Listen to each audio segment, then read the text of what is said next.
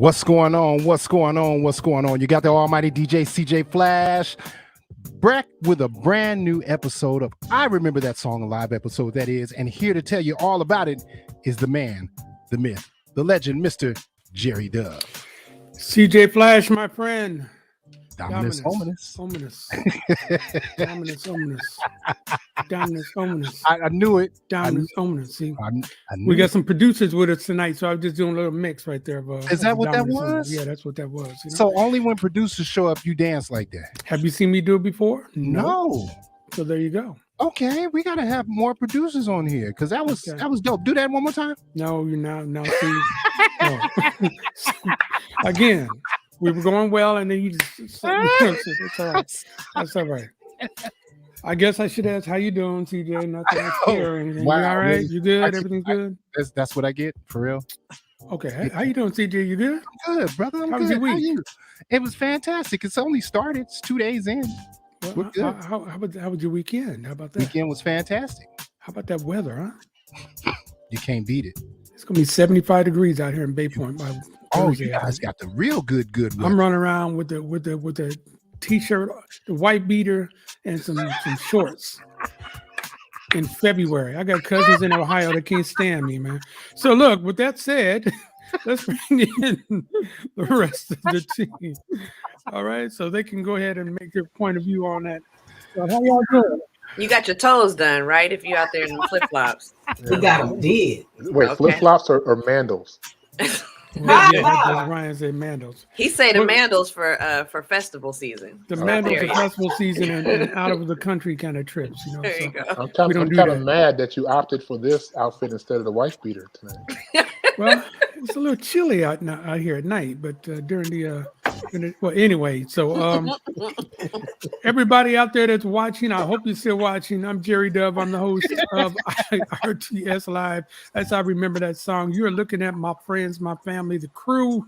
We are all here together. Look at here. There's Tracy Anderson, the CEO of Plush Life Media. Somewhere in there, I think is that lighting for romance, or just what are we hiding?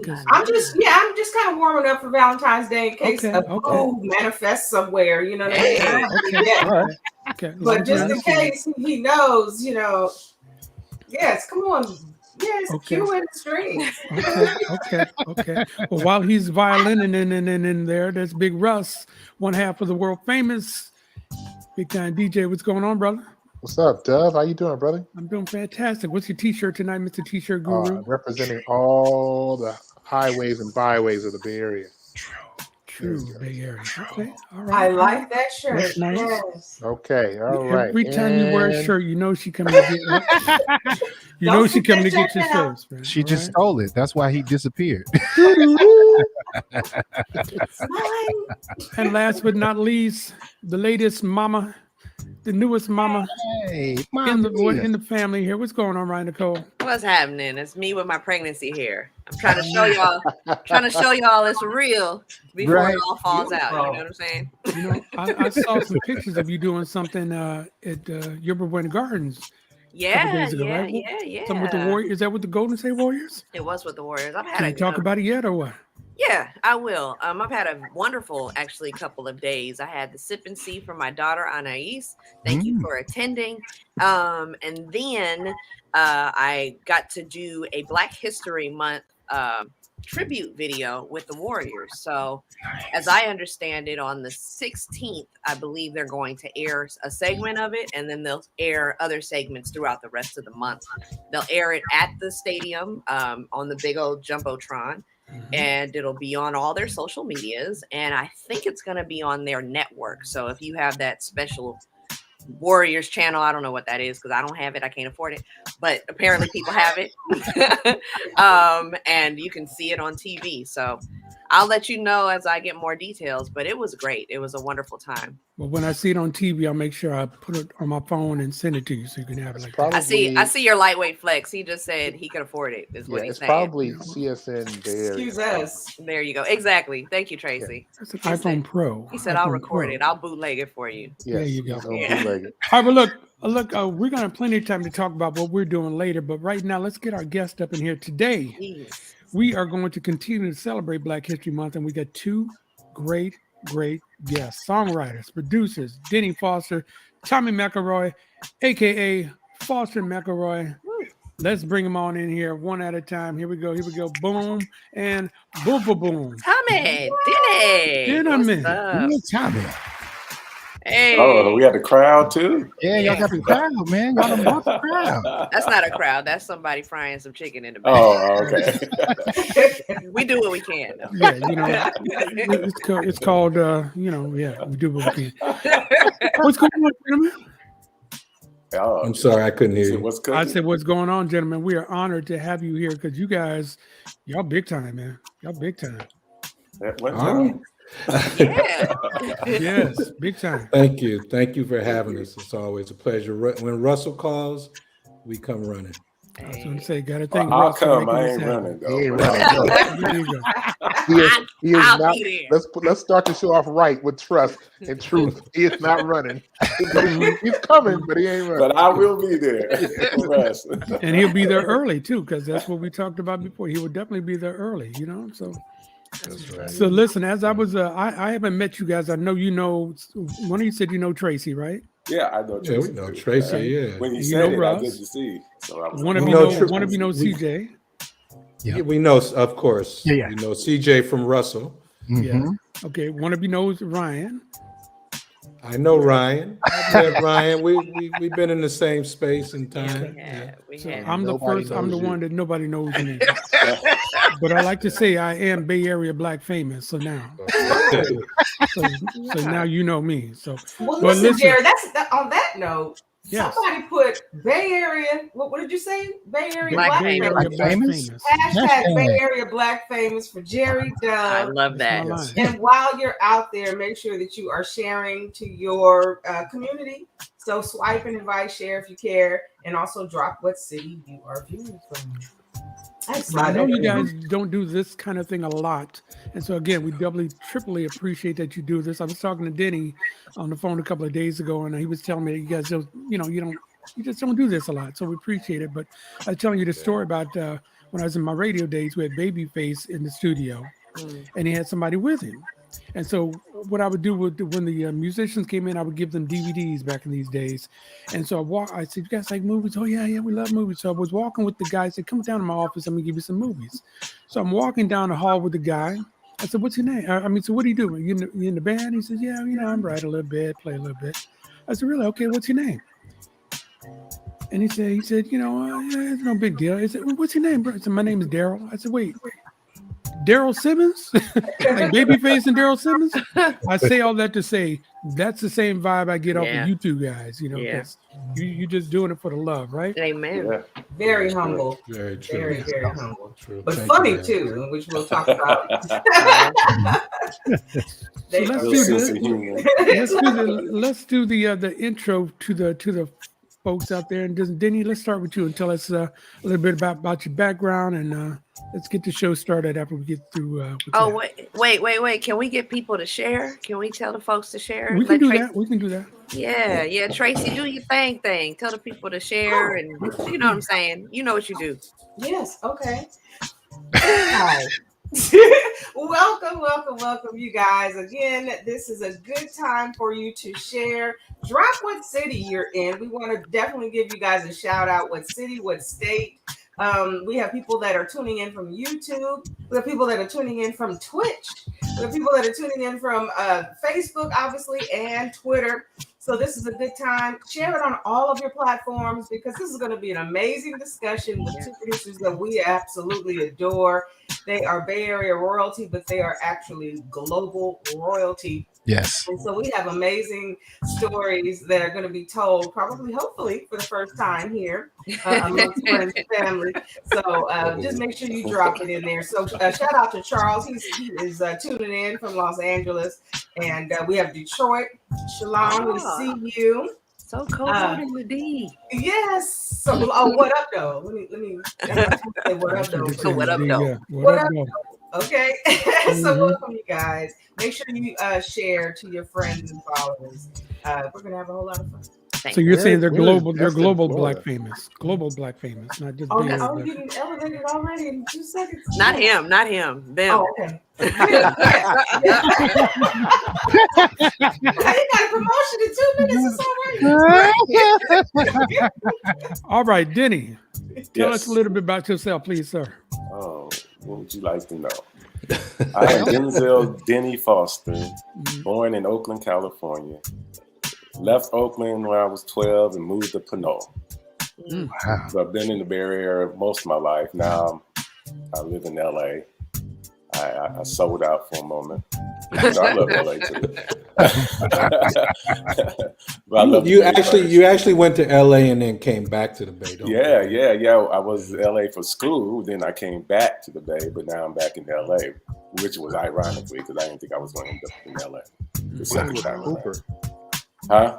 Denny was a hooper. Oh yeah. I played basketball a Ah, little bit in college, a little okay. bit on the street, Okay. and I was a music major, so it was always in my blood. So, Wow. and I have one son who's now 20. He'll be 21 this year, Nice. and I know Russell probably is looking like, how many years went by? Wow. I know, Wow. that's crazy. Because he remember when he was just like a little something. Now, I remember when he was a thought. Yeah, for real. First date. You remember that first date? Yes. And then met. So, I know. And now I'm in LA and I manage. I don't produce anymore, at least not much. Me and He Tommy does. do some He stuff. does. Yeah. I'll grab a little in, but I manage. I have a management company, and I manage a couple of producers. And one is doing really well, Dim Joints. And I can't say enough about him, so Nice. it's all good. Outstanding. You're pretty much the executive crust of producing, it. sounds like. What was that? Executive producing now. Yeah, I'll do that too. Anything you put your toe in, it's kind of like I get around to it. But the creative side, it comes a little more, unless Tommy pushes me or the girls, or the ladies involved. Yeah, and then it's like, well, no, I can't say that because Ray gets me in there in the studio sometimes. So, Raphael Sadiq. yeah, I love every it. once in a while you get pulled in and you, Name drop. you do a little something. Oh, name drop? Oh, yeah. I mean, I see.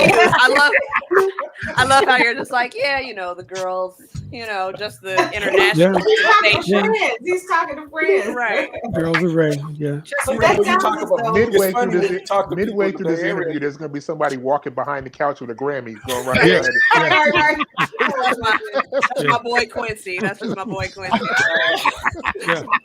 It's funny because when you talk to people, you guys, it's like I know y'all as friends. So when you talk to people, you just like, if you mention the girls, they know who you talk about. You mention the guys, you probably know who you're talking about. Right. Just, you get used to doing that, but I forget I'm actually like live now. So in vogue. Thank you very much. Thank you And very Raphael Sadiq every Bam. once in a while, We'll along with translate Thomas for you. McElroy, will pull me into the studio to do some stuff. So, Wonderful.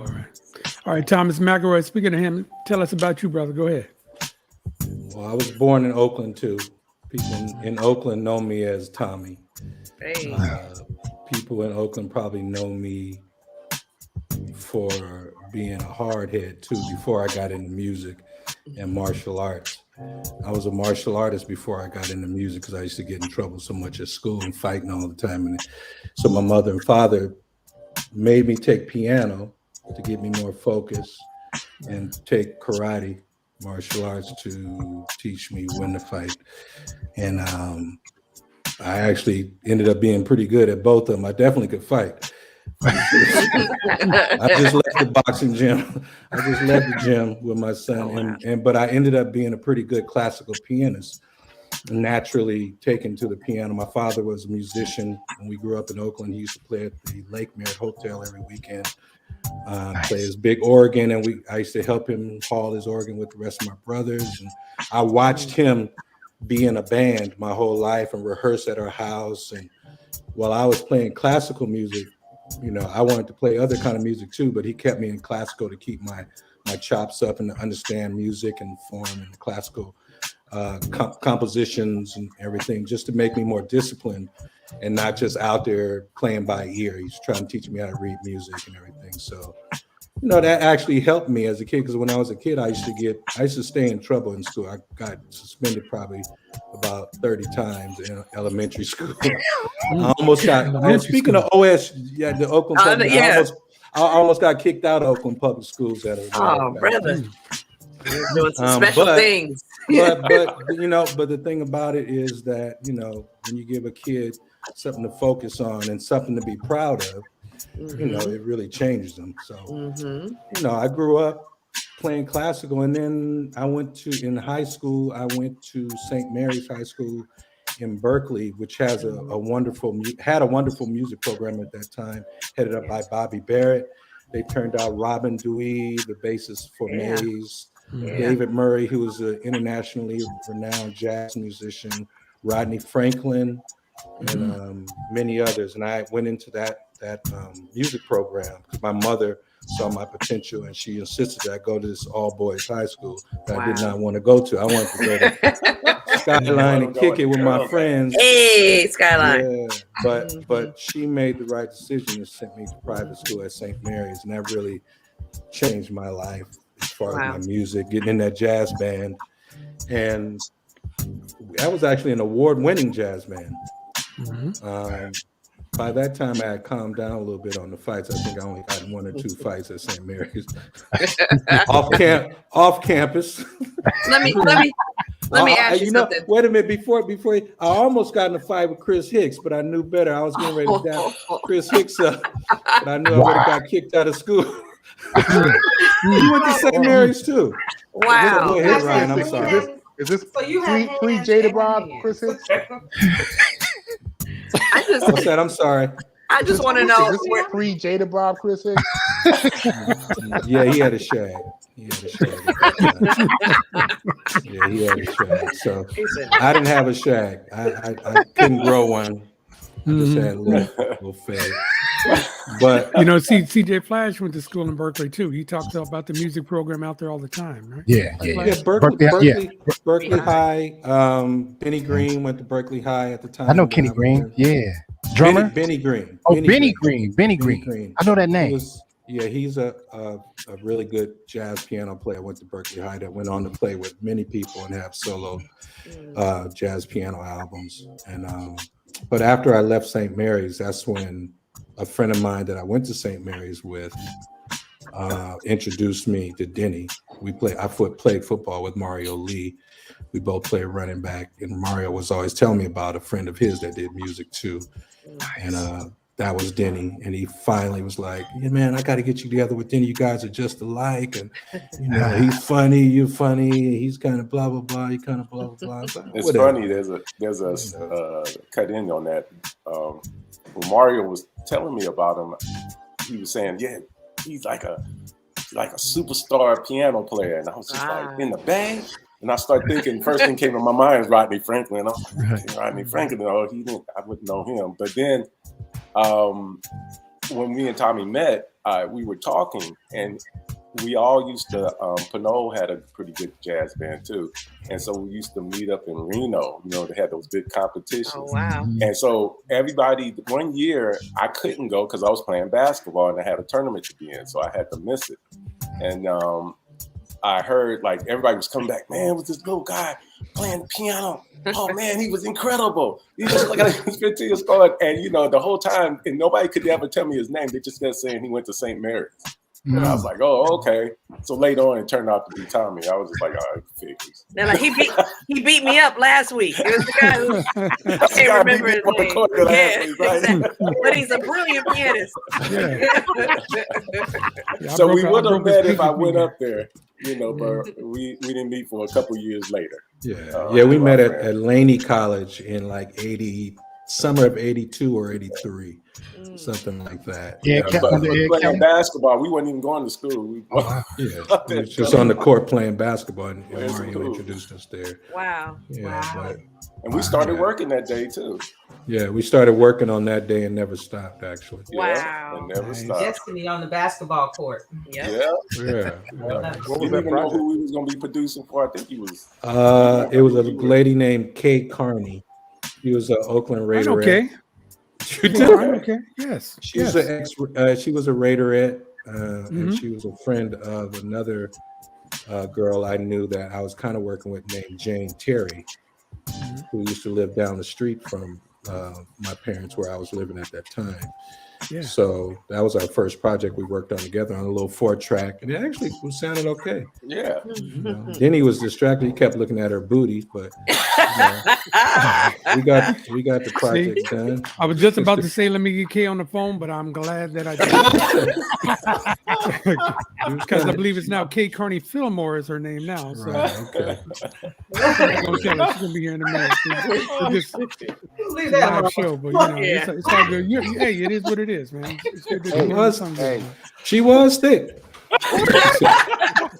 Double down. Okay. If you like that, Jerry, you might as well get into it. Yeah, I think CJ at this point, perhaps we can get some music going. And you know, we got a little surprise record out there. I have to let Denny talk about his son. I do have 3 kids and a beautiful wife. I've been There married you for go. 23 years, so Yeah. God is good.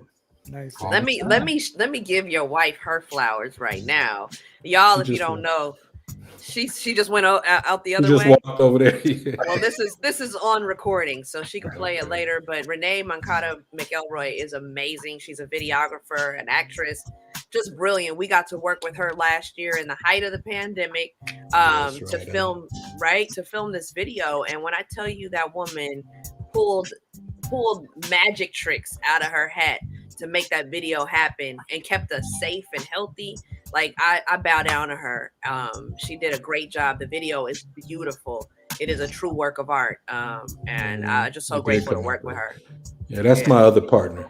That's my Okay. Denny was my partner first, and then I took on another partner in 1999. A better That's looking my other one. partner. Yeah, way better looking. way better. All right, Flash, So- give us that video that you want everybody to see. All right, brother. Godfather, tell me what it was like when you was a little boy. Well, son, I'll tell you. Back in my day, we had a lot more tradition. You kids these days, with this little disco stuff. Boom, boom, that's all they hear. In the old country, we had a lot more heart, more spirit, That's what we're thinking. more soul.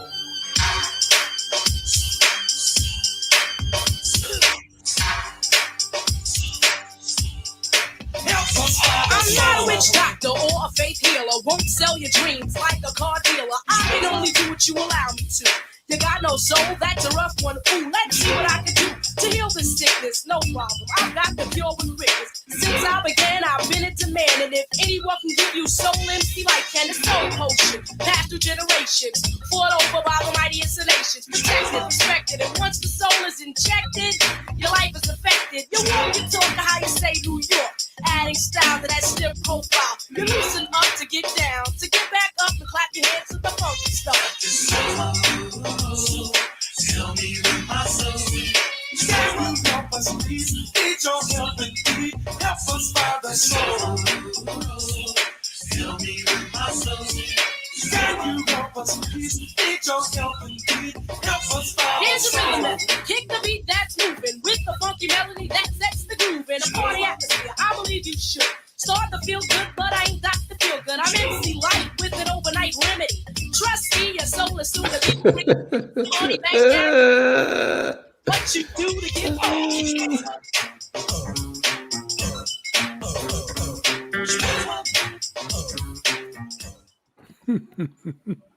All right. You had to leave off.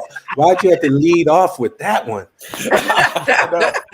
Yeah, Because you got some explaining to do. man, he put a body shot on that one. First of all, for those who couldn't tell, because who was who?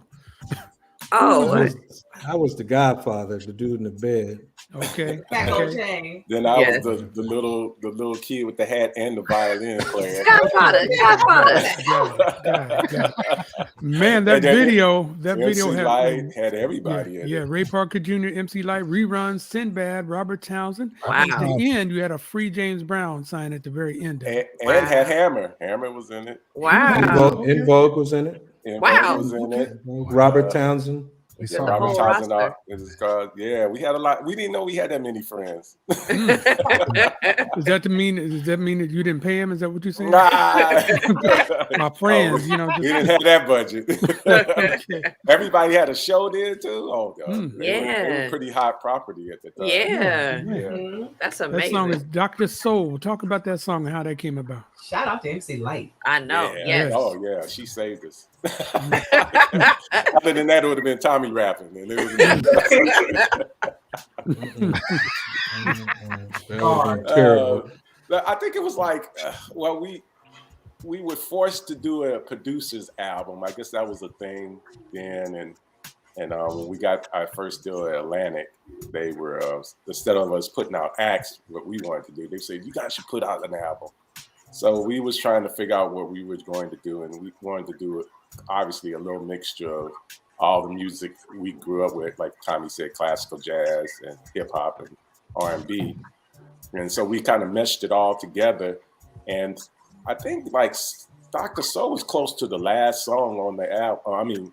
Last song to do on the album. Mm-hmm. And I remember we were kind of going back and forth about it. We always liked the groove, but we said, oh, it'd be cool to feature a rapper. And so Sylvia had Roan of Atlantic Records at the time had signed MC Light. And we were like, oh yeah, if you could get Light on it, that would be hot. And we didn't know what to expect because, you know, Light is what, maybe about 7-8 years younger than us, maybe 10. But she was more than that. Yeah, she was really, really young. And so I was like, oh, she may not get it. But she heard it, she got it, she came in and knocked it out, like 1-2 takes. And she was writing her own raps and stuff. And this was like, what, she was like 16 or something? Yeah, she was still a teenager. It was incredible. And so she came in and knocked it out, put the flavor on it. And at that point, it was like, oh, this kind of moved up on the ranks of our album. Wow. Whose concept was the video? I knew what was the director's name? I can't remember his name. I remember it was Renge Films. Remember it was Renge Films. You can remember that much? I remember it was Larkin Arnold, which was an attorney. Larkin hooked it up. Yeah, and it was his house we were in. Yeah, that was in it was in LA in the Valley. But I don't know who shot the video. I remember who shot it. It was Carolyn Ali. She was the producer. Oh yeah, remember, Carolyn Ali, and then what's the director's name? I know it's cool. It's been a long time. It's cute. So Larkin Arnold lets you just lay up in his bed with your shirt all over. I don't think he knew that was coming. I don't think he knew that was coming till the half. He was like, "Oh Lord." Larkin said, "I didn't think of it like that." Right. Now is that the same Larkin Arnold that signed Marvin Gaye to Columbia? Yeah. Same He cat. signed a lot of people. Worked with the Jacksons and a lot of different people. A whole bunch of them. Wow. Yeah, but that video, you know, that was kind of our youthful, you know, energy just being expressed. Us not trying to be too hard, even though both of us are kind of serious guys when we need to be, even back then. That was us, you know, letting ourselves be silly and vulnerable and not take ourselves too seriously on camera and just have some fun and enjoy the moment, you know, that we were having. We had our friends that were coming to do us favors. You know, we put out a call and everybody showed up. Yeah. And it was a themed kind of video. You know, it's supposed to be comedic and memorable like that. And it stands. Every time somebody in my family sees it, they always bring it up and pull it up on YouTube. Because I'm sitting over there trying to be cool and all quiet and serious, and they always bring that up. I'm They like, be like, Godfather. every one of my kids have showed me that video. Hey, Daddy, what's this? I'm not listening to nothing you say. Right. I'm not listening to nothing you say. You guys were F Mob, right? F Mob. Yeah, we were F Mob. That was here we go. Our first deal. Oh wow. Yeah, that was deal. the jazz album we did. Nice. They sold collars on the side. That was kind of big. So what happened? You know what happened was that look at that. Yeah. at that time we were trying to get a deal. Denny and I, once we got our footing in production, we started working together right away, like we said, on the basketball court, and then we met Jay. And this was before F Mob. This was before all that. So once we got our footing with, it was Rumors first. Then we did. Did we do the Tonys? We did the Tonys before In Vogue. We did the Tonys, right? Yeah. So when we did the Tonys, that's when Sylvia got in touch with us. I met Sylvia at like it was like a something in Sacramento, and Sylvia came up, and I think Carlos Stanfield, who was the manager of the Tonys, introduced me to Sylvia. And Sylvia was, I remember when I saw Sylvia, I was expecting something totally different. Sylvia was real hip, a little light skinned, kind of thin, real cute, kind of like. I was like, oh, well, I said something real stupid, like, oh man, you look better than I thought you were going. And she kind of clowned me. She kind of clowned. I was young, She kind of clowned me, like, gave me that look, like, little boy, why, kind of. But from there, I like gained a lot of respect, because that was the first time I had met a woman in the industry of that stature. And she really let me know in a feminine kind of way how powerful she was. And kind of from there, I remember her getting in touch with David and really pursuing us, because we were trying to get a deal with Ed Eckstein that had the Tony sign. But Sylvia really pursued us. She did some investigation and found out about us from the Club Nouveau days all the way up to the Tony thing, and said, I want to work with those guys. I'll give them what they want, and I'll try to do whatever. So she gave us a 3-act production deal over at Atlantic, which eventually came East West Records. And that song was off of that first album that she signed us to do, which was what Denny was explaining, was a producer's album where we featured a whole bunch of different artists that we knew and some from the label. I think we had Stetson Sonic on there too. Yes, Stets. And Sylvia has family here in the Bay Area, so she has some roots in the Bay Area. When you said that she had to do research, I said, well, they didn't have the internet back then, so she probably had to. She knew somebody to get, Well, what happened was too that Carlos knew Denny and I from the beginning, because Carlos was Jane Terry's boyfriend, who lived right down the street. So I personally used to go to their house when I didn't have any keyboards and play their keyboards. They had a band and playing stuff, Prince and stuff that I wasn't really into, but I would play keyboards, and Carlos would always say, man, you're really good. You should keep practicing. And Carlos kept up with Denny and I. And so he told Sylvia, no, it's not them other guys in Club Nouveau that's doing all the work. It's Tommy and Denny that are the real producers. And so she kept that in mind even when we were in Club Nouveau. And then when we did the Tonys and had the Lil Walter hit and all the other hits, that confirmed it. So she came knocking right after that. And that was the start of a great relationship, because we had a lot of hits with Sylvia. And she was really showing and proving at that time as a woman in the industry. She was really chugging and had a lot to prove, and was proven. She was doing her thing. So we hooked up at the right time, and she really, pushed us out there and gave us an opportunity to get our music out. Let's do this. Let's get some of that music going, because we keep talking about it. Everybody wants to hear it. So let's go, CJ Flash. Go. How do rumors get started? It's started by the jealous people, and they get mad seeing something they had and somebody else is holding. They tell me that temptation is very hard to resist, but these wicked women, ooh, they just persist. Maybe you think it's cute, but girl, I'm not impressed. I tell you one time only with my business. Snare, tell it dead, and look at all the influence surrounding me every day. I just need some time. Everybody know that song. That's a monumental hit, man. Tell us about that one. How'd that come about? How did that come about, Denny? Well, that's a long story, but I'll shorten it up as much as I can. Okay, so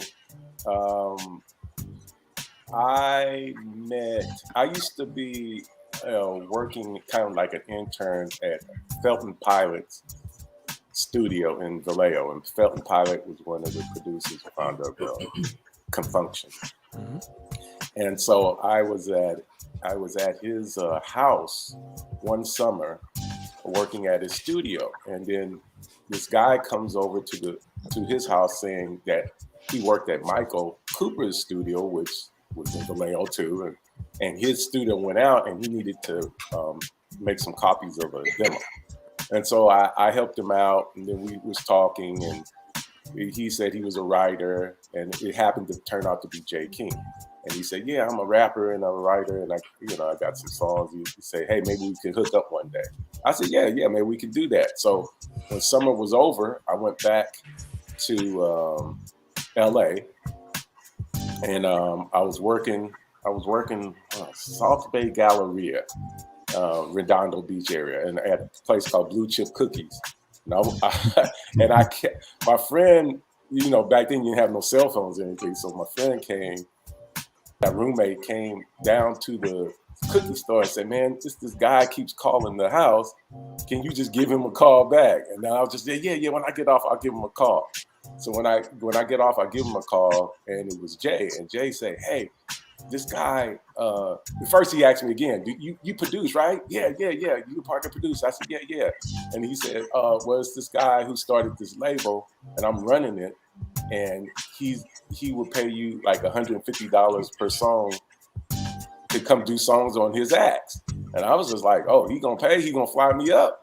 I'm negotiating big now. So he gonna fly me up, fly me back. He's like, in your blue chip cookie uniform? Right. Cookie dough behind the ears. Yeah. Right. I was coming hardcore with him. So he says, yeah, he'll fly you up and everything. And so he said, but you got to leave right away, which right away really meant right away. It was like the next morning. So I quit the job, go up there.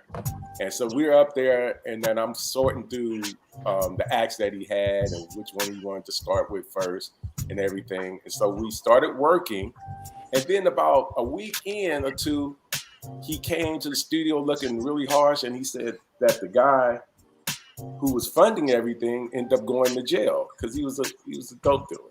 So he apparently abused his girlfriend. She told everything, and next thing you know, he's in jail, and everything the gig's up pretty much. So we had some studio time left. We had finished one or two projects of the acts that they had. I think it was the third one they didn't do, and so we had 8 hours left. And he said, hey, you know what, I want to work on a song so we could probably sell this song to actually get some money, and produce a song. So I said, okay. I said, what you have in mind? And so he was playing these songs, and he had a cassette of Rumors. And I was like, oh, that's a funny song. Because when we heard it, it was just like the lyrics it was just so now at the time. So I said, we should work on that one. And he was like, oh yeah, the guy who wrote it is a friend of mine. I guess his cousin or somebody was actually doing artwork too. The guy that ended up doing the artwork. So there's some type of friends that are related to that. So I said, yeah, that's the one we should be doing. He said, well, I'll call him up and have him come down to the studio. So he came down to the studio. Mike Marshall come to the studio. We, everything we lay down, we produced and everything. And we had to do it all in 8 hours pretty much. And so we do the song in 8 hours, and it came out really good. And I was like, man, that sounds really good. So at this point, Jay was trying to shop the song around for other people to cover the song, but nobody wouldn't touch that song with a 10-foot pole. So then it's just the music business, I guess. Wow. And so it was different. I could understand because right then you had R&B was R&B. It wasn't no such thing as hip hop and R&B meshing together. So they didn't even know what to call it. Was it a rap song? Was it a R&B song? They just didn't know. So I think it scared a lot of people because of that. So then Jay said, hey, well, we can get like maybe 150. I think it was 50 per act of free 12 inches that we could go promote ourselves. So he said, won't we just press up some of Rumors and do that? And I was like, well, it's going to need a name. And it was just like, and Mike Marshall ain't a good name. Mike was even like, yeah, that wasn't a good name. So then Mike said, well, we were going over names, and he said, my friend has a DJ pool at Berkeley High, and it was called IMX Social Club. And I was like, oh, what a great name. That's the perfect name. So we'll put that on there. So it wasn't really an act. It was nothing at the time. It was just Mike Marshall. Oh, wow. And so we end up putting it on the record, Timex Social Club. And I say Social Club and Rumors, that's like a no-brainer. So we put it on. We now carrying Rumors. And there was a girl group the guy had was New Choice. And they had these 2 records, and we was running around trying to get people to play that. Cold, Stupid, Dumb. Cold, yeah. That was actually a good song. It was produced by Kyrie. Kyrie. Yeah. And we couldn't get arrested with none of them records. You know, the DJ, you know how Russ will do you. Russ will be like, oh, man, thank you, man. Oh, yeah. No, wait a minute. Hold on. You leave, he's not even in your crate the next week. It's just gone. So we went through that whole ordeal, and then we ran into a guy named Randy. I think Rand was his name, wasn't it, Tommy? Randy Rand. Randy Rand. And Randy Rand was a promotion person for all the hip hop and rap groups that was coming out of LA at the time, like Egyptian Lover and Wrecking Crew and a host of others. So he said, hey, he was the only person. He said, what you guys doing there? I think we was like at the BRE or one of those. I think it was probably like Urban Network or one of those situations. But anyway, he took the record and he said, what you guys doing? And we said, we're trying to get our records played or get somebody to promote them. He said, well, I'm a promoter. Let me see what you got. And he was the first person to actually listen. So he put on the records and he said, oh, that Rumors record's special. And he was the only person that ever just came out and said that other than ourselves. So then he said, hey, give me some of those. I like that New Choice record too, so give me some of those. And then I'll see what I can do. I'm getting paid to go out anyway. So he said, I'll just give it some love to some of the people. If they want to play it, I'll let y'all know if you got a little something. Then we'll talk about how I'm going to get paid. And we was like, okay. So he goes away. I'm in Sacramento with Jay. We hanging out. And then the whole time, I guess for about a month and a half, we didn't hear from Randy. And I was just like, man, I think he took our records. It was sold our records. And I go back to the cookie store, man. It went some time. I don't know how long, but it was some time. And then eventually, we didn't even have phones then. We had pagers, but the pager was out, so it didn't know that. And so the phone went out. We didn't have a phone. So again, time was going by. We finally got some money, got everything put back on. And the first call I remember coming back was Randy. And then he was cursing us out. Wait, can I say that on your show? On the internet, bro. Go ahead. Go ahead. But he was cursing all the time. But he was like, blah. And he said, any of y'all live in Texas? We say, no. You got family in Texas? He said, no. You got a motherfucking hit then. Like, what happened? He said it was Terry Avery at KKDA. And she told Randy she would try it out. She tried the record. I guess those stations had to hit or miss or whatever you want to call it at the time. And she said she was getting so many calls through that night and the next day. She thought it was like our family calling. And he said, no, they live in California. I don't even think they know where I'm at. So she's like, nobody can be calling that much for a record. And people were just calling in. So she put it in rotation and it took off. Wow. It just took off. Yay, Texas. Yeah, yay, Texas, right? Yay, South, period. Because it's funny, back then they would take more risk than even at home because the Bay Area wasn't taking no risk. It was like, it was pay or play. Right? Right. I am so glad you told the short story. Oh, yeah. You don't want to know the long story. Man, okay, well, it's been a good night, everybody. Okay, good night. See you guys. We did exactly 2 songs from Denzel and everything. Also, McElroy, we played 2 songs out of their 918 hits, so but y'all enjoyed it. But Denny, that's so important to say that because a lot of the artists here in the Bay Area, it's because of Texas and the whole Southern belt that we got the traction as independent, Yes. record companies that we got. Yes. Yeah. Yes. we Shout have out to give them Texas. love. Yeah. You remember? Yeah.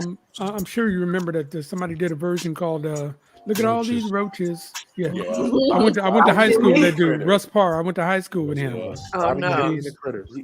Yeah, Did- he did was on you- K-Day, right? He was on K-Day. Yeah, he was on Bobby K. He's back. He's back in DC now. Yeah, Back in Washington. He's been around for a long time. So Yeah, he called and asked why the record was going up the charts. He said, "Hey, I want to cover this. I got a great idea." So it was like, "Hey, it was funny as hell." So it was just like, "Yeah, let's roll with it." Go for Yeah, it. just I like think he was at- like I that in think- high school too. I think at that point, wasn't rumors like, didn't it end up being at that point the highest selling independent single Oh yeah, yeah. in Yeah. history So- at that point? Yeah, in history at one point. Yeah. It was Wow. matter of fact, Yeah. it had so Single. much they didn't even know how much because it wasn't like the systems they had now. It was even Right. pre Sound SoundScan. Yeah, Yeah. it was pre SoundScan. So it was just so many going out of McCullough. They was just like it was so many records going out. It was Wow. so fast. That's great. All right. So look, you're And it- watching it was IR. He didn't Go ahead, mention that was a midnight session too. It wasn't a regular session. Oh no. Remember, no. it was you called me at midnight to Yeah, come in. called you at midnight, and we went Yeah. from that to 8 a.m. Yeah, Wow. Just for those 8 hours that you Yeah. had, huh? Man. Wow. Yeah. And we Right. had to mix it. Like I think we took a That- couple of extra hours to get them Mixed it that night. So that mix All that on you the same hear night. all on the same Yeah, night. yeah. That's awesome. That was But it's the supposed to be- record, Yes. Yeah. Wow. It's the record. The records don't lie to you. That's You right. got Well, it. a good song. I would a have good played it song. if it was the Mike Marshalls. I love Mike Marshalls. They I so love the Mike good. Marshalls. I'm playing the Mike Marshalls.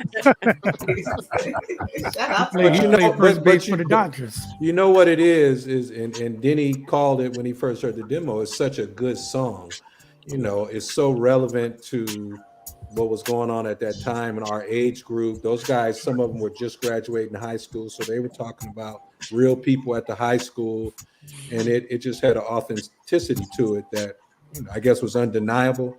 And then what happened was when Denny jumped on the track, he actually put on that track the stuff we had been working on at my house on that track. A lot of those sounds and different things we had been mixing, together on people's demos. He actually did it on the track. I came in late, but by the time I got there, I was like, it don't need me. Let me just press No, it. we needed to mix them drums though. It took I us mixed. forever to get them Yeah. done. I got on the drums a little bit, but that was the start of like the Foster and McElroy sound. That's why when Club Nouveau started going one way and Timex Social Club went another way, the Foster and McElroy sound went with Club Nouveau. Yeah. And Timex Social Club was left without their sound that they started with on Rumors. That's why you never heard of them again. You heard of Mike Marshall, but you never heard of Timex Social Club again. Got it. So Truth that's be kind told- of was the Truth be told, a kid named Alex Alex Hill. He was in the band, I guess, and gave me the record. Mm. That was really? the first. That's how I got introduced to the record. Cool. I was doing a party at the Berkeley Round Room. Somebody introduced me to him, and he gave me the record to play. That He was in night the at group. party. He was the light skinned brother in the group. White skin with glasses. Yeah. Yeah, with the horn ring class. He was. I mean, And just the truth. It's just what it Yeah. is. Yeah. Tommy, Yeah. Tom, You Tom, I'm said starting to something see why important. Tommy get in all them fights when he was younger. I think, all right. just picking at people like that. Tommy, you said something really important though, in that there really wasn't a genre for it, because you had hip hop and then you had, R&B, but Yeah. you guys were one of the front runners, I think, musically to really start that fusion, along with Teddy Riley, Right. from the East Coast, but for the West Coast, I want to say you guys are the front runners for having, 808 and just the beats and, just the strength of your drum tracks. Yes. I think you big guys drums. are definitely in the front of that. So I just want to say something. Yeah, we talked about that when we met the first time. We were saying why all the club songs were rap records and all the listening songs were R&B, Luther and everything. I said, why can't you just do both? Right. And it was going, and he was just like, I used to say the same thing. They could be good songs. You could sing over those beats. That's right. Nobody had, dared to do it yet. So You know, one thing I noticed too about, and I know we want to get to some music. I really want to hear more of the music, but one thing I noticed about your sound is the very strong snare. Like that, I felt like that was like a distinctive element in the music. Is there is the whole drum, the all of that, but the snare had a very distinctive sound. Is there something you guys did to EQ that to make it sound special, or it just happenstance? Man, that was a hodgepodge. Compression, EQ, reverb. Yeah. We were really trying to mimic kind of like a Run DMC. Those New York big drums. They had Larry drums. Smith. Smith. Sampling was really kind of crude back then. So if you had a sampler, you only had probably a half a second of time to be able to get a full sound on it. So we kept messing around with it until we got it. We had an engineer. He was unique. Carl Hurlison. Yeah, he was from Sweden. And he was like, "Hey, try that," and he was trying all kind of stuff. And then when we got to a point that we liked the sound, we just started messing with that, and we gated it. Then we sampled it. Oh, and wow! Played it in the drum machine, and then it was just like gold. Yeah, it smacks. It's important. It's important to because who we were listening to at that time, and the producers that we were listening to, we were like, both of us were big Larry Smith fans. So Larry Smith did Houdini, Run DMC, the Fat Boys, Curtis Blow, and we listened to him a lot. And then one thing that was cool about us that we listened to a lot of new wave music too. We listened to Art of Noise, B-52s, Kraftwerk. Kraftwerk, obviously. So when you listen to those, especially Larry Smith, you hear those big snares, and we were kind of going for some of that sometimes, but it came out in our own unique way because we were working in different studios. And then there was some Bay Area influence too from Too Short, which is funny because my friends used to clown me so much when I was in Club Nouveau. I used to play Lean on Me. They said, "Man, turn that off and put Freaky Tales on." They would never let me feel like I made it. That's what friends are for. Yeah, but those were our influences. So when we did Rumors, when we did the Club Nouveau stuff, when we did Involve, the Tonys, a lot of that influence from early Larry Smith and those other new wave groups and some of the other soul groups too, vocally. But on the music side, it was a lot of Larry Smith in there and some other groups. That's why it sounded that way. But thank you. Though. Absolutely. I mean, I think that is, for me, the distinctive sound for you guys that traveled through all of the music that I've heard from.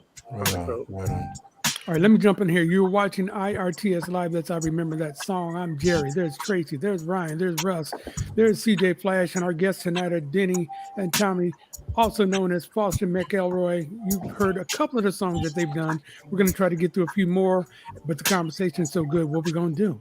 I mean, the memories, you guys are talking like you just did it yesterday. These memories. Sounds like a part two, Jerry. You know what I'm Sounds saying? like a part two. We really ain't got part one going yet.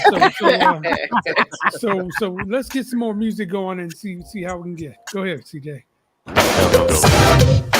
Time in our lives, we all have pain, we all have sorrow, but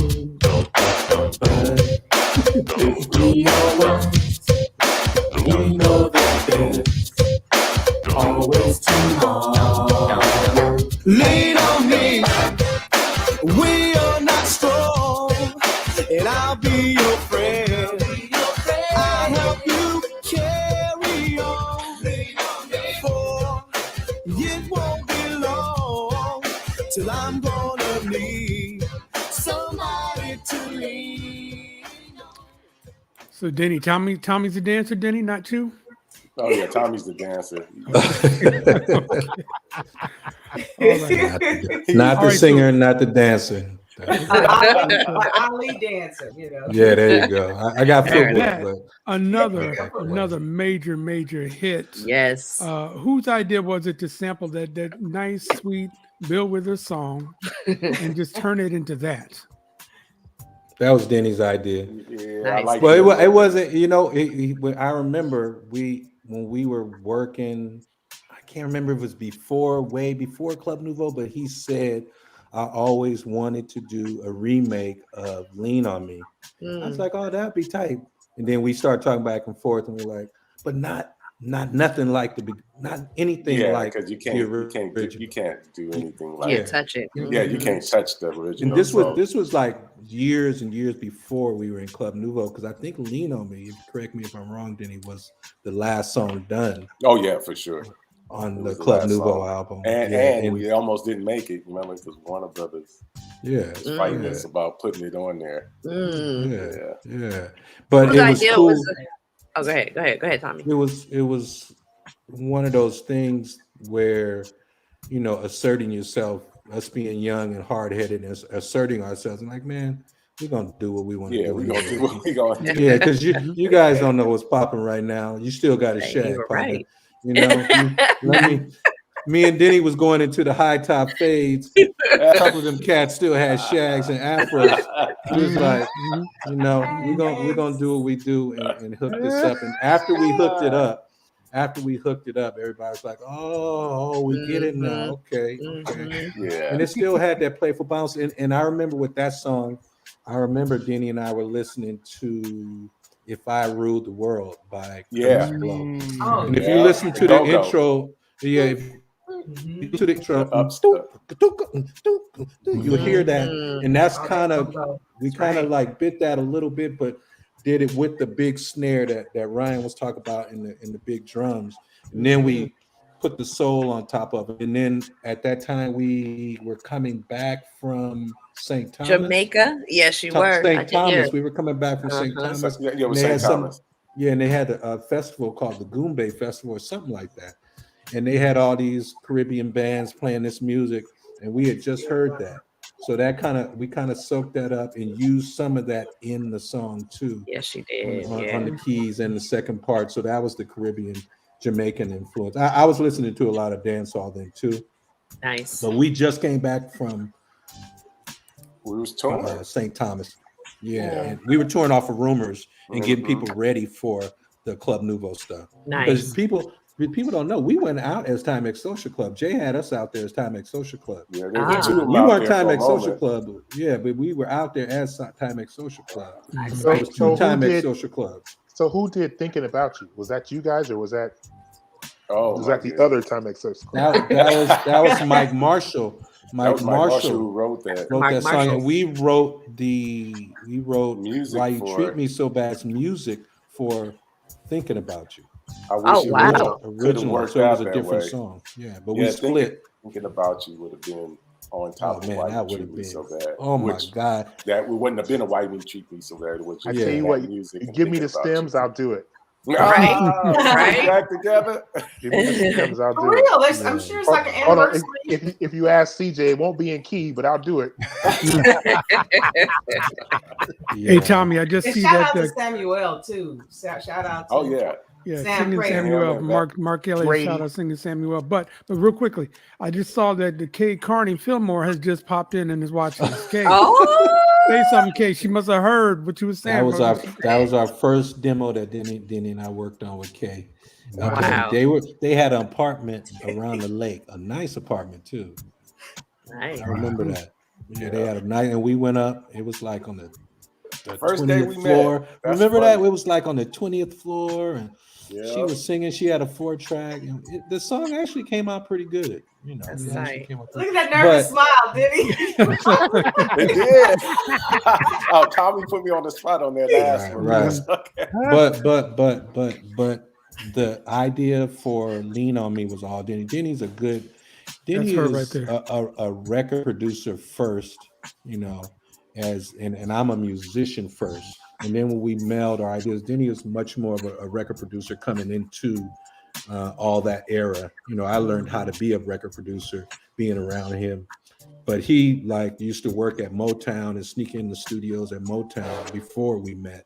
And he was around Kerry Gordy and all those people making recordings in the studio. So by the time he got, you know, to Club Nouveau, he had the concept of a whole bunch of different songs and ideas that he wanted to do and wanted to execute. And when he got with me I was the musician that was kind of creative, and he could bounce ideas off of, and we could kind of play the keys differently and come up with something totally unique.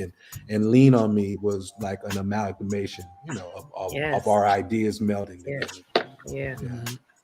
All right, hey Kay, I know this is Kay Carney making these comments, but Kay, go back out and put your name in there so that we can see your name when you make the comments, because I'm sure you're gonna have a few more things to say to the fellas here. CJ Flash, keep the music going. Had myself a roommate, and Walter was his name. He liked to play strange games. He had a certain hobby he always loved to do. He thought it was so cool.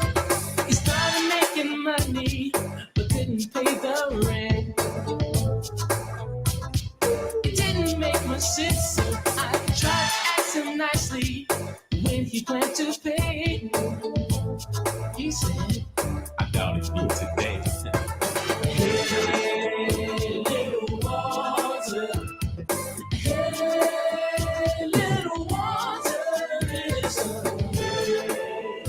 Little Walter. Something's gonna get you, little Walter. Now look, I love. I do this every show. I give them a little bit, just make them think that I know what I'm doing. Look. Jerry has been nominated for Brooch Awards every year. Shut up. Just for singing.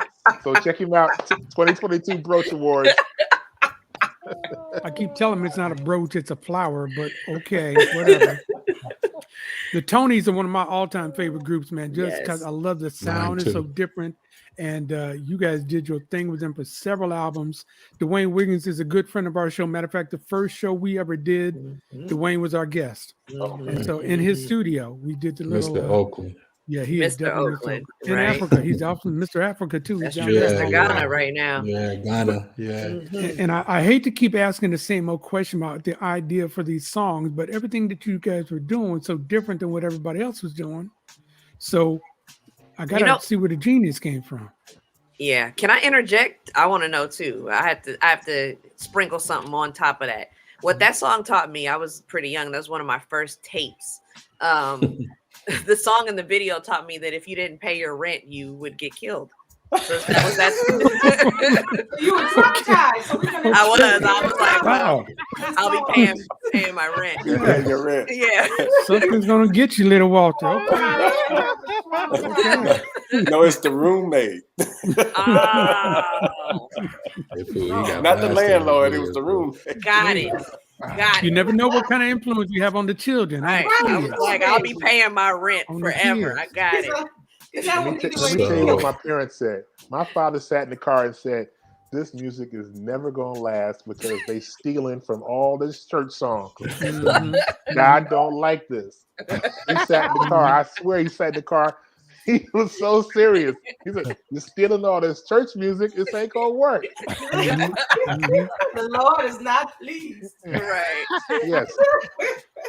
It was still a good moral, you know. It was teaching you not to live that lifestyle in the world. And Pay your rent, kids. It was a fun video. What Sinbad was in that one too, right? Yeah. That was the same director. It was the same director as Dr. Soul, even though it was before Dr. Soul, I believe. The Tonys were, I knew Dwayne, Ray, and Tim of the Tonys, again, from Carlos Stanfield, that grew up, lived down the street from me, who was Jane Terry's boyfriend. They played in Jane Terry's band. And I used to hang out and I'd see them playing. I'd be like, oh man, they're good. I wish I could play with them. And I never could because they had a dude named Carl Wheeler in the group that was like way better than me.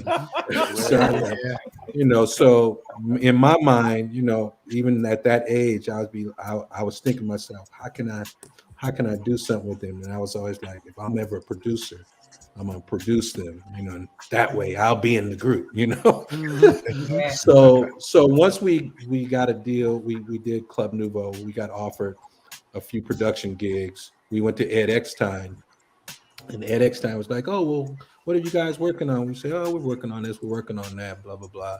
And I was like, I got these. I know these dudes named the Tonys, Tony, that are pretty good. And he was like, "What? I got that demo right here. I don't."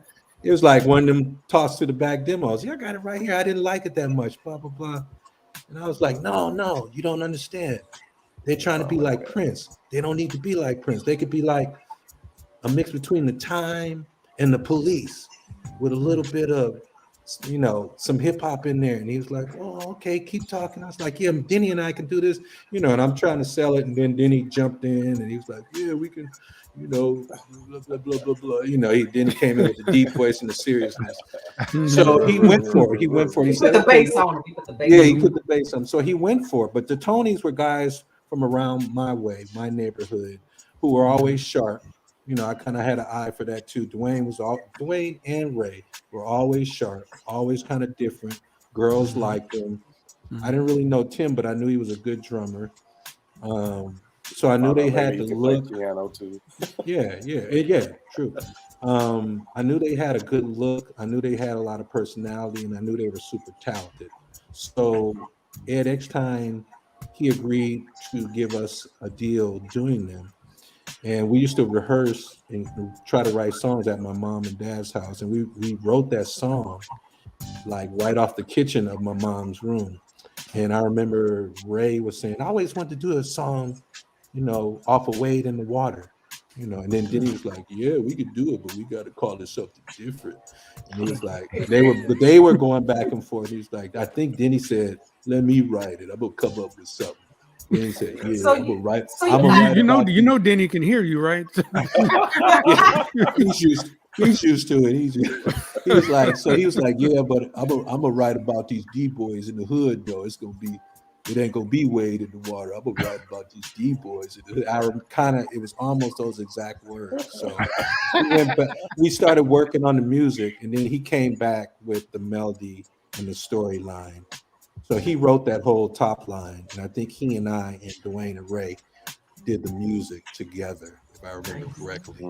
And it ended up being a classic. Because when you get 4 or 5 talented people in the same room going in the same direction, that's usually what's going to happen. Something's going to come out pretty good. But again, that was Denny and Ray, their idea, and it came to fruition almost perfectly. And we both massaged it. Yeah, we both massaged that song until we got it right. I remember. Yeah.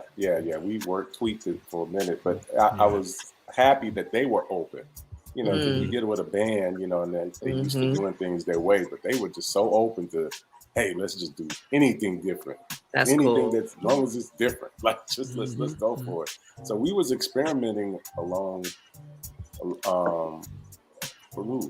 Lisa, most of that album was just like, hey, let's try this. It wasn't like, okay, we got a direction.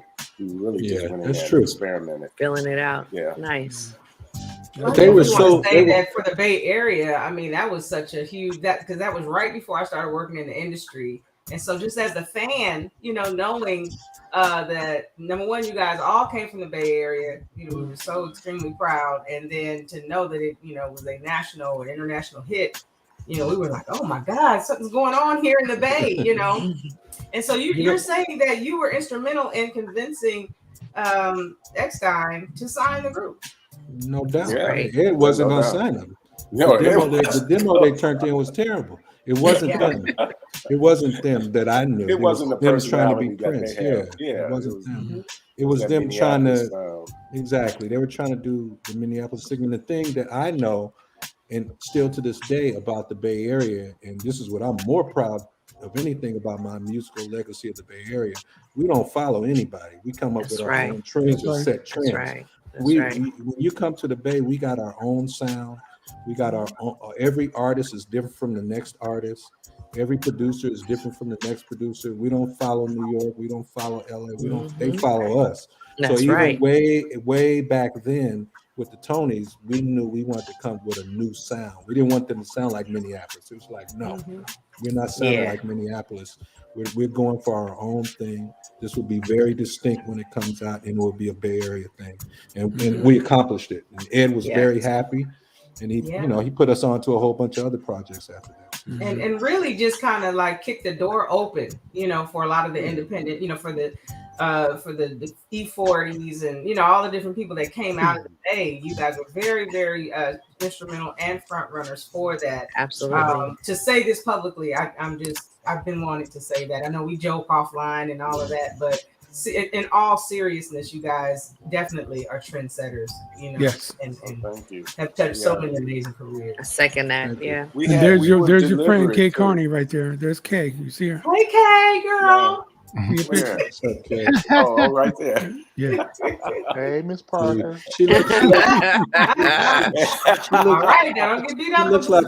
she looked like a real estate agent now, but she used to look like a straight Raiderette when she was a Raiderette. Gorgeous, honey. Yeah, she still look good. Look at that. She still look good. Yeah, I've known Kay for a long time when she was working in community organizations and all that. Yeah, black don't crack. You know how it goes. Okay. Oh no.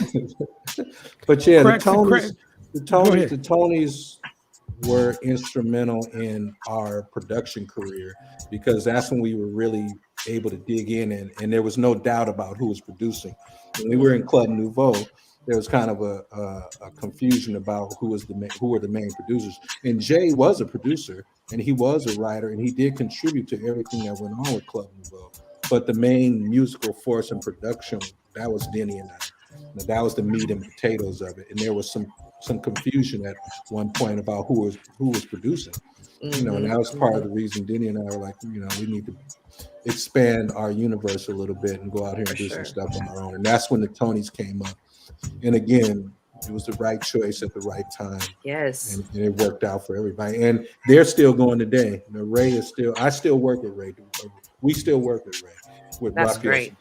Yeah. So speaking of which. Go ahead, I'll say it was just deliberate for us to go home and pull out these acts. That was on purpose, too. We talked about that too when we first got together. Said, man, there's a lot of talent out here, and we need to just kind of move this wave. And I didn't think about it as it being, that so much was going to happen after us. You're just doing what you're doing to try to get people, your friends and talented people out there, but the movement just kept going.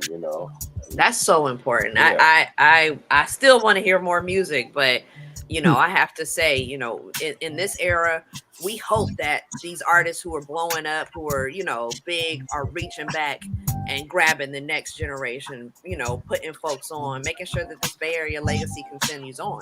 It's big. And it carries on. It carries on when me and Tommy would go outside of, Cali, and we go to New York and stuff like that. It's just like, man, they just gave us so much love because of the music.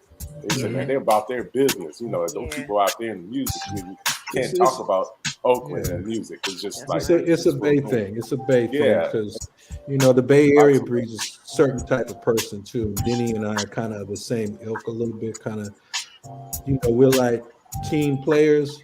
We're ready to break out on you at any time. As far as if we got to step out, we'll step out, and we're fighters. And when something's not right, we're not just gonna curl up. We're like, this ain't cool. But we know what we're about. So we're gonna put our foot to the pedal and do what we need to do. And we both were on the same accord at that time. Like I said, both of us kind of are the same ilk as far as being hard heads and wanting to get what we want. So when we got our concepts together, we really went for them and stuck. How old were you guys around this time? Were you early 20s? 21, 22, 24. Yeah. I was 20 my shoes when I was 21. I think I was 20 or 21 when we did Rumors. Then you might have been 22, 23. Yeah. Yeah. Nice. Yeah. I remember I was dating somebody at Mills College. Oh. It was Kay Carney Fillmore. Sneaking over to better Mills not. College. But that was very important for everybody from the Bay Area. That the stories that I hear, nobody folded, nobody buckled under the pressures that the industry would offer. from Too Short's camp, E40's camp, Hammer's camp. Right. Everybody That's a Bay Area stood thing. around. Yeah. And you know, really, I think got some of the bigger deals than a lot of people from other coasts were getting. Yeah. Right. People respected that. That's what I was saying. Like when we went other places, they recognized that, and that made us feel good that they did recognize that. You know, people would be surprised because people would get surprised because they would watch the Dr. Soul video and then meet us and be like, well, you guys ain't the same guys. And right. Where's those silly guys at? Where's those silly guys at? Nope. Like, right. Wait, why are you sitting in the meeting with your hand clenched up? Right.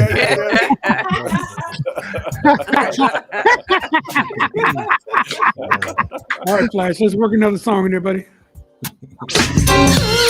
My first mistake was I wanted too much time. I had to have him morning, noon, and night. If I would have known then the things that I know now, I might not have lost the time I complain about. Don't waste your time fighting blind. Of despair. Hold on to your love. Yeah, that's nasty. See, I love that. That still sounds good to you guys after all these years. And you probably heard it a billion times when you're putting it together. Now, putting it together, you did all the auditions and everything for the ladies from In Vogue. Yeah. I know, it's true. Another Clap thing. for you. I'm not going to even go into that story. That'll be That's some, part two. That's part that's two. some boy talk over Hennessy and Coke on that one. But You hear that, Tracy? We don't get to be in that. We can't be in that conversation. Questions, you know. Oh, you I got know. questions. You Yeah. got We can't be there, questions. apparently. Okay. all right, No, it's all so good. In Vogue, you were the driving force behind these fantastic ladies. And another one that came out that was nobody like them, the little black dress, the red dress, the singing, the dancing, the class, the whole bit, man. I mean, that was a package that you guys golly. You all right, Jerry? You don't have me cussing on my own show, Can I man. ask a I'm gonna question? start I cussing have on to my ask a own Get question. some tissue, Jerry. Get him a tissue. I know these brothers, but I never knew the answer to this question. Whose idea was the intro and putting it on top of the record? Well, it's just kind of coincidental.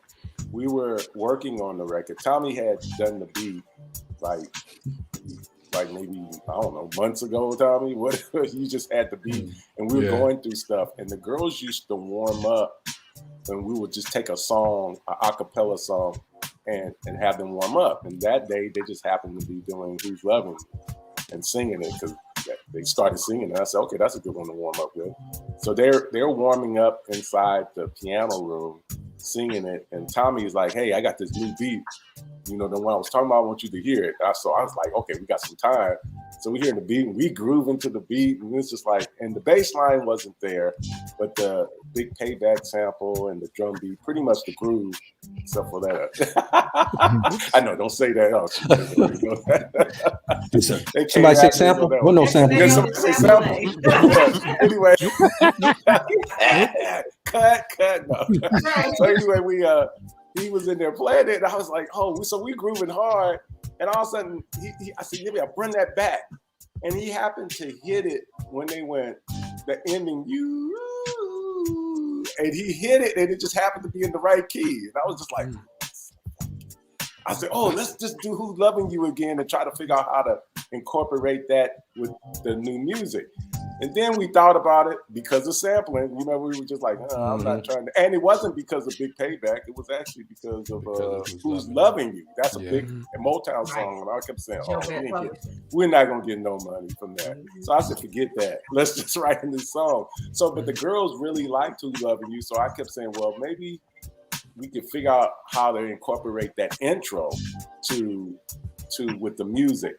And then I said, oh, it sounds like you telling somebody, you know, I mean, you had messed up, and now Cindy's going to say, you know, whoever, what girl that was going to sing at the time, how to correct it.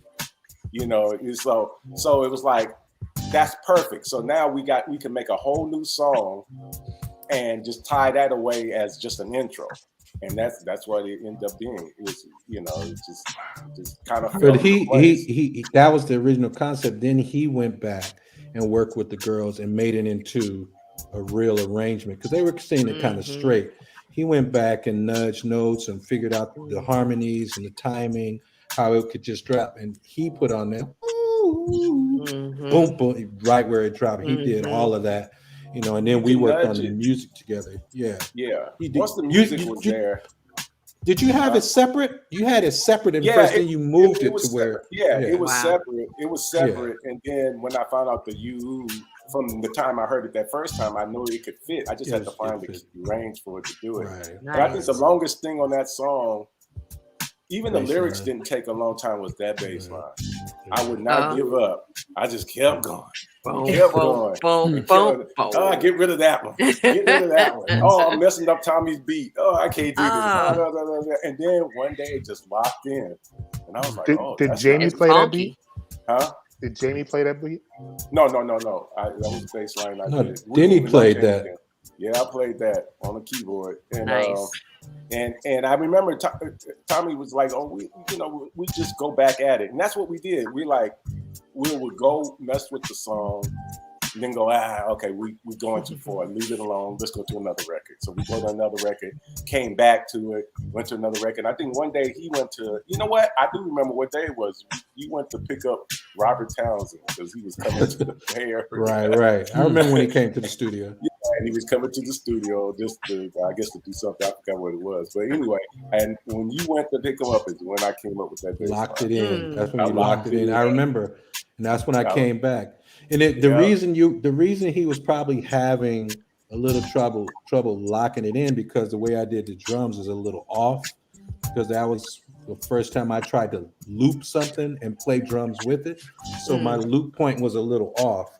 But it worked. It worked the way I did it. It kind of gave it a human feel, snatching it back.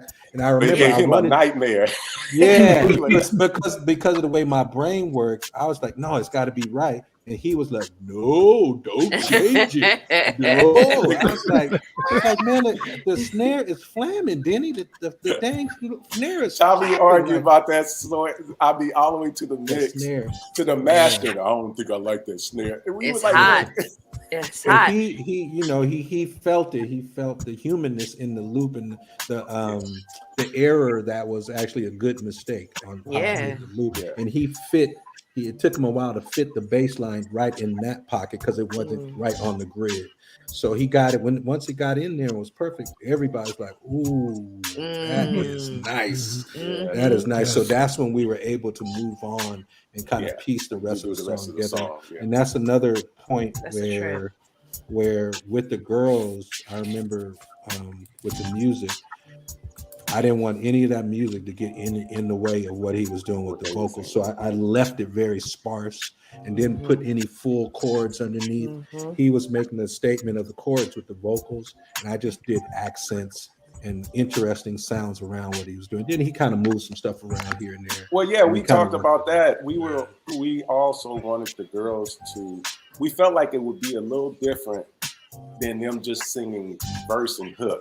They would use their voices to sing some of the instrumental parts. So where normally we would put strings, Tommy would make a string part. I say, okay, let's take that off and have the girls sing that line. Nice. Maybe put some words to it or some clues to it. Nice. And so we kept doing that, and it gave them a kind of like a signature. It's like, oh, okay, this is what they do. Where other girl groups would just sing a hook and verse. And that was it.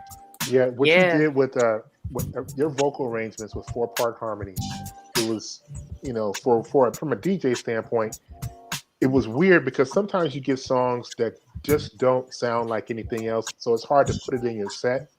And then sometimes you get things that are so different and so fly that you have to build a set around it. Right.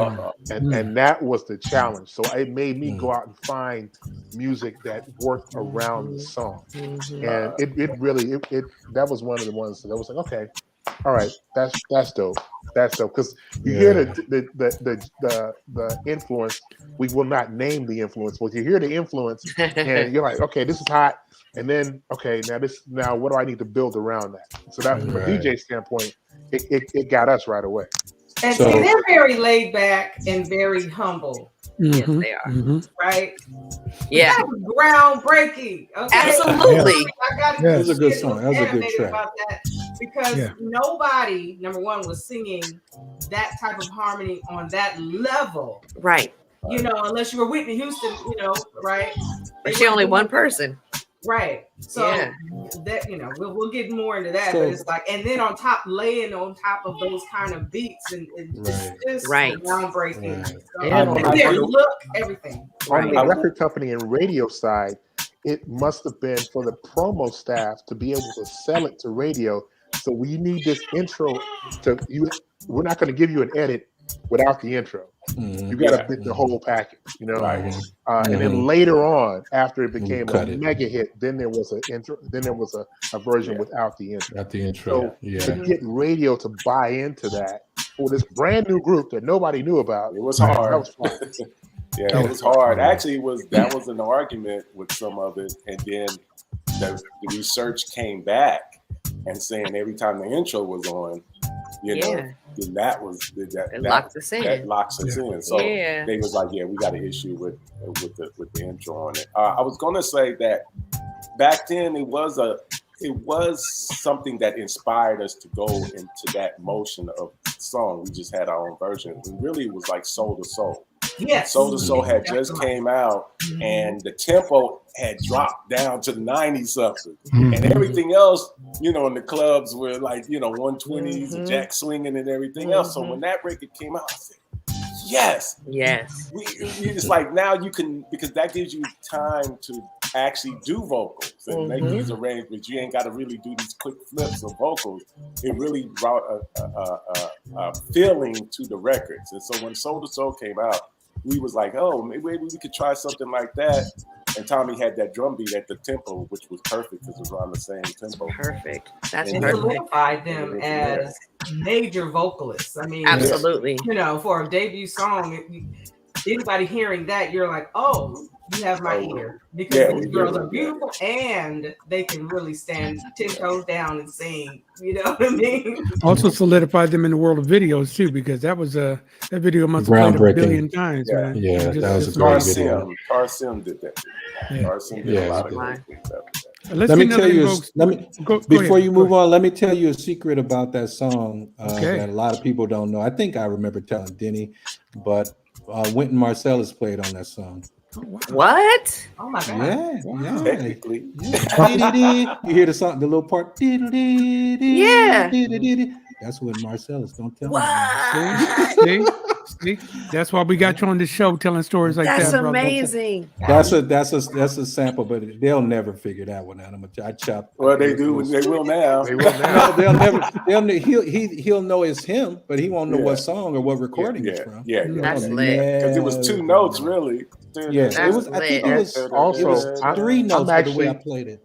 I'm suing these 2 brothers because I'm playing triangle on that song too, and I never got my royalties ever. I played triangle and I played the squeaker on I played the squeaker too. Kind of drown that out with that bass line. That's why he was working so hard on that bass. We got to get that squeaker and that triangle. He said squeaker, not squeaker. Squeaker. See, that's where my trademark is. Squeaker. Everybody else got a real instrument, but I got like a straw from a Shamrock Shake, and I'm just making it like that. He does seem to work that into every show that we do, no matter who we talking to. I didn't get money from these 2 brothers. Larry Blackman didn't give me any money. Look, I'm coming for my checks. Too late. I call Michael Ashburn. Yeah. You know you got to be from Oakland with hands to say, I sampled your song. Right. Yeah.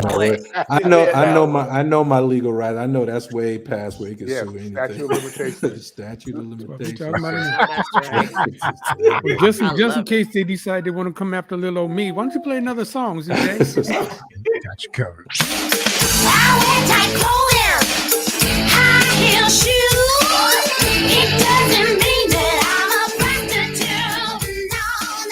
I like rock music, wear hip hop clothes. That doesn't mean that I'm a sinning dope. No.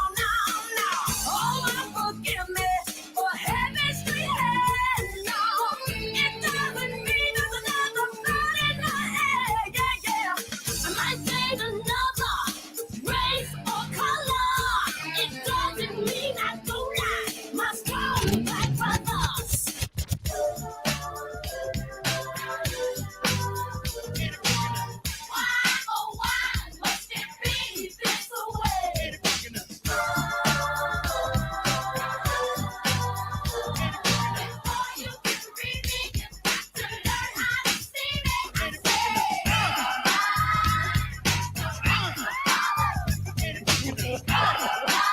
Yeah, super mix on it.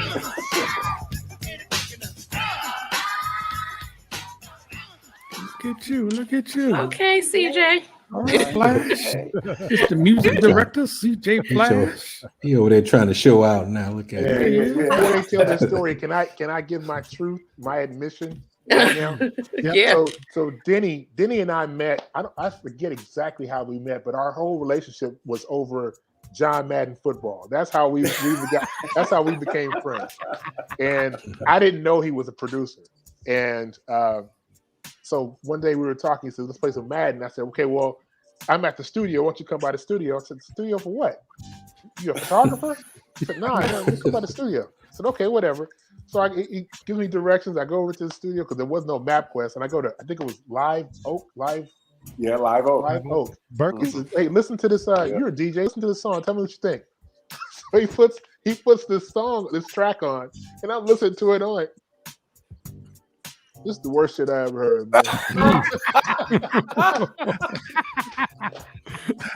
he said, "No, you got to hear it all together." I said, "Well, let me hear it when it's all together. I don't want to hear it right now."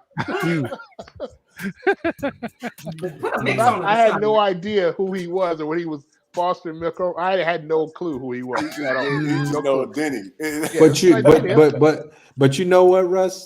I remember when Denny, we first talked about Free Your Mind. We were talking about doing the rock song and all this other stuff. And he started the track. And it was just the basic drums and a little organ bass going do, do, do, do, do. And I was like, I was kind of like, we heard the same thing when I was here.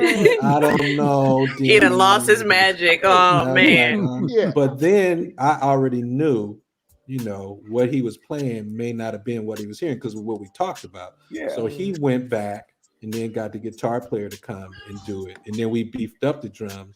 And then it started. I was like, "Oh, we about to get him. We about to get him now." Yeah, we about to get him. As soon as he put the guitar on it, because I was sitting there, and the dude came in and he played the guitar over that bass line and the other stuff. That's when I was like, "Oh, okay." I guess his name Jinx. was That was Steve's friend Jinx. Yeah. And he came in and played it, and that's when I was like, "Okay." Wow. I was like, "Okay." And that was the beginning of that track. And I don't know, did you come up with the concept for Free Your Mind with the girls? No, it was just sitting there thinking of. We were just again rambling through stuff. Right. And I think I probably was talking to them when it came out because we was like this track, and they were like the Tonys, which we had some great acts when it came to being innovative. Like they was open to whatever we threw at them. If it worked or didn't work, they were just like, "Hey, let's try it." So when I mentioned doing a metal song, pretty much, they was just like, "Yeah, let's do it." So then they said, "What's the title?" We didn't really have a title, and we didn't even know what we were going to talk about. But then I thought about the idea of prejudice, and not just with color. It's just a lot of prejudices that we deal with. So one was, could 4 Black women sing a rock song, and why couldn't they sing a rock song, and why couldn't it be on the air? And and so that alone starts setting up the premise of everything, of all the stuff you could talk about outside of just your race. Yeah. For people to talk about. And so that they liked that, and we just went from there. And it was a lot of fun doing that record. We had the same, we got once it was finished, we got more people loving it if they loved it, but if they didn't love it, they didn't like us too much for that one. Wow. I loved it. I loved it too. Where did it come out in the time? I know that Janet did Black Cat, Michael did Dirty Diana. Was it around that same time? I used those as references. Okay. I was kind of like, well, I thought Janet's Black Cat was a little more poppy rock. And I wanted to really like gritty. Like I wanted to go there. So that's what I was telling Tommy, we can't go that way. And so we ended up flipping it. And we didn't even think about, does it go with the album? Does it go with, would it get played on MTV or what BET would say? We didn't go into all that. We just did it. It was tight. It was Yeah. beautiful. And I think it actually hit right at the right time. I feel like it was during kind of the grunge era. So Yeah, it everybody was. everybody else had their alternative thing Yeah. with an expectation that Black people weren't going to be in that. And, Yeah. here y'all came, kicking the door in. So Yeah, and the video helped. the video was That was what I fire. was That video saying. was Get them incredible. 4 ladies. Yes. They could sing anything with the 4 ladies in the video. Yeah. So, hey, look, man, we've had a great time with you guys. So we're gonna do one more song, but I'm gonna put you on the spot in front of all your friends and your new friend here. Can we do a part 2? Because I know we didn't get to half of your music. Can we do a part 2? Look at us. Look at us all. I got to look at Russell, my agent. Russell, can I do Yeah, you know, I didn't even talk about the tracks I did with Big Frida. Oh yeah, come on. Let's go. The queen of the bounce. Let's go. We need a part 2. Yeah, We need a part 2. Whenever, If whenever you are down guys with want to it. do No, it. I want to hear about all the So- music that you're doing with Raphael, all the new stuff, the projects that you have, all the stuff that Denny's doing with them joints and the other producers he's working on. We definitely have to do this again. And you also did TV theme shows. You did the theme for Hanging with Mr. Cooper and Rock, Yeah. right? So there's a lot to talk. I mean, I don't have a BET guest book. I don't have a thing. guest book for next Tuesday. I'm just saying, but think about that. But don't have one book for next Tuesday. That's I'm booked for all Just that. Putting it let us out know. there. Just putting it out there. We'll putting put it that out out there. Okay. Yeah, No, we let us down. know. All right. Yeah. Yeah. Flash, We what is just- the one you? Go ahead. Go ahead. Good. I was just going to say we really want to thank Kay Carney for getting our career started. Yay. Kay, are you still out there, Kay? I don't know if you saw the comments, but she says she has that 4-track cassette. Wow. Oh, Yeah. Yeah. Oh, where's Oh, it? that's Yeah. that's gold. She That's said that money. is golden. Yeah. Mhm. That is Wow. golden. I think she has it. Oh, It's in the Soul Beat vault. So people. Wow. That 4-track. I wonder what that sounds like. That's crazy. I don't want to take up too much time. That's for the next episode. Maybe we can get it from her. So Yeah, we got get to. an MP3 Maybe what we of can it. do is we can get her to come on That'd just be for a couple of tight. minutes and talk about it too. So Yeah. Yeah, yeah, that'd be so cool. all right. Okay, look, CJ, what you got? Every day now, I can feel you watching me from afar. And you've been leaving those love letters on my car. There you go with that organ bass again. So now I wonder why you're so into me in such a way that you got to take your spare time to chase after me. What a shame. So you like what you see.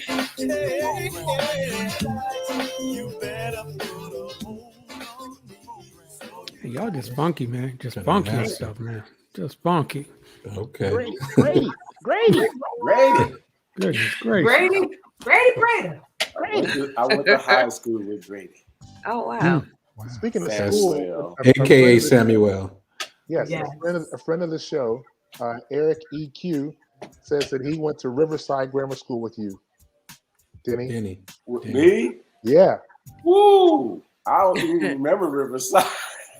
That was in that string. That had to be at the string of because we were moving like from Oakland and I moved to San Pablo, and I think it had to be between that and El Sobrani before we got to know. But all that happened within like a year and a half. Like Oh, I went wow. to 3 elementary schools. So. Oh wow. Aw. Yeah, Eric EQ Young, bass player extraordinaire. Oh, Eric Young. Yeah, yeah. That's he plays- right. does he I still had a play crush with on his Confunction? sister. You got all the TV I rights. had a crush on that sister when I was in They got the elementary team. school, and then he was like, and then he was the older brother, so he had to be in like 6th grade, and he was like 4th or something. Oh, bruh. Mm. he probably wasn't feeling that. That's why He's like, yeah, I remember you. I remember you, bro. We thought it was sweet. It wasn't I sweet. remember you, Yeah. No, I just remember him playing bass, the hell out of bass. I was like, oh, I didn't know you played bass that good. I didn't know you played. But to answer your question, he's not with Confunction this summer. He's out with Charlie Wilson this That's summer. right. Okay. Oh, he's out with He's been on the show too. Yeah. He's Yeah, a okay. lot Oh, and he's he's a good incredible. brother. Yeah, so Yeah, he'll be here. He'll be playing in town. They're on a tour. It's New Edition, Charlie Wilson and Jodeci.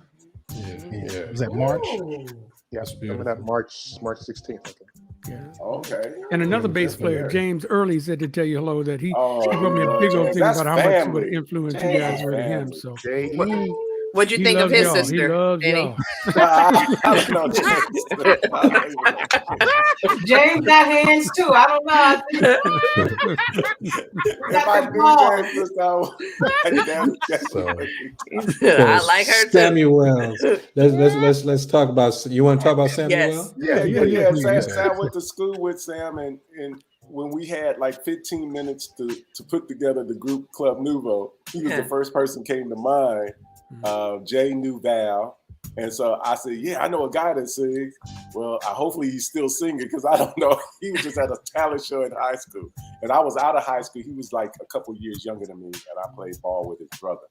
And so we called him up, and they walked right in and knocked everything out. And Sam, delivered. Like, I'm thankful because we didn't have no other choices. So, but he knocked it out the park. Jay was trying to sing. Remember, Jay brought in another guy to sing "Lean on Me." Oh, he did. Yeah, and I nixed. Remember, I nixed it. No, remember, he brought in somebody to sing "Lean on Me." And he was real churchy, and I was like, no, and that's how you became the lead singer on those verses. Remember? Yeah. Because I stood up and was like, I didn't no, want to sing it. Yeah, you didn't want to sing it, but I made you sing it, and I produced your vocal. I was like, don't worry about it. It's gonna be all right. Just sing. It was like holding my hand the whole time. I was just like, but I knew the uniqueness. I knew the new uniqueness of your deep voice, even though you weren't. You can sing a little bit. You just don't consider yourself a singer. But the uniqueness of the low voice, in the verses going up to the "Lean on Me" was kind of cool. So that's why I was like, no, we're not going to do it like that. We're going to do it like this. And Sam, it was a little out of Sam's range. Yeah. He would try to get it, but it was a little lower for him. But he, after we left the group, how much longer did Sam stay? One album. He really wasn't there. He left with us kind of. I think we did his solo album. And then we did his solo album. Yeah. And that was a lot of fun because obviously we had already worked with him. So it was a lot of good records on that album. Yes, sir was. So in Love, Black Paradise. Yeah. Yeah. There's some choice in there, man. Yeah. And you know his brother Daryl? Yes. I'm doing a show. I'm emceeing a show with Daryl. He calls himself the Classic Man now. Coming up in Fairfield at the end of the month. Okay. So he said to tell you guys hello as well. Yeah. That's your old pastor. Yeah, the Classic Man is your old pastor. For part two. That's for part two. Right, part two. I just met the brother, but I didn't get that churchy vibe off of him when I met him. I met the Classic Man part. I didn't meet the pastor part. Deacon Classic Man. You missed that part. So Samuel, that song, if I remember correctly, too, Denny. That track was originally supposed to go to MC Light.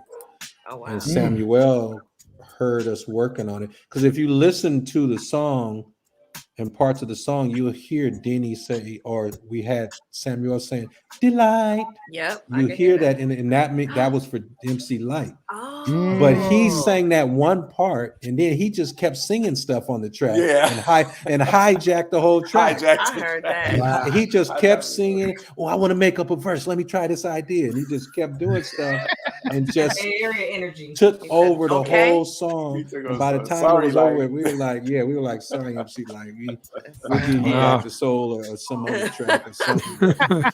But he was just supposed to sing that one track. But he just kept going and turned it into his whole song. Yeah, wow. That's what came out. And Teddy Riley actually did a remix of that song. That was real dope too. And another thing was that was the at least out here first time Tyra Banks.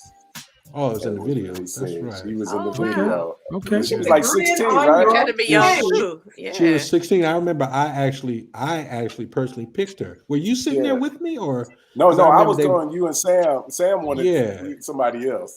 They were showing was all like, these girls, and Tommy picked it. they were like, you know, they were kind of. It was a white director because he was going for a certain type of look. He was going for the light skinned chick, curly hair. And then I saw Tyra, and she was real youthful, tall and skinny.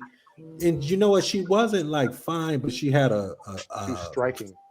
Yeah, it was striking, but she had an odd beauty at that time. But she was younger. They showed me the picture, and I was like, oh, okay, she okay. But if y'all happy with her, I'm cool. But then she got on set and put that makeup on. And hit them lights went on. And she turned into a different we had person. Trouble with Sam. We was like, oh shoot, she's outshadowing him. The director was like, turn her off a little. Turn her off. She was working that camera. It was like cameras on. Like she was. I heard that. She had a lot of personality, and it came across when in the audition video she did, and I remember she had a vibe, as they say today. It was a vibe, you know. And I was like, no, go back to that girl right there, that one. He was like, she's kind of, he's kind of Jewish. Yeah, she's kind of, she's kind of black. She's kind of tall and skinny. I was like, no, but it's you don't know about tall, skinny, kind of oddly beautiful, kind of, you don't know about that. So that all changed that next day. And she was cool. I remember her being 16, and I remember talking to her and her talking about school and stuff. And I remember her having a lot of personality too. So it's no doubt I see why she went on to do big things after that. Yeah. How did you guys feel about that when you saw her walking, Victoria's Secrets and just all these major runways later? Oh, it's almost like it didn't surprise you. You almost was like happy, but it was kind of like, I knew that. You could see that as soon as the camera. He called it. And I remember her mom was saying, she did a couple modeling with friends. Right. And it was like, okay, she just modeled there as friends. But when you see somebody, when the camera comes on, turn it on like that, it went from, some 0 to 60, just like that. And I was like, oh, okay, she's the truth. She just knew what to do. She was outshining the artist, and he's the one singing the song. And then it made him have to come up with energy. That's what's up.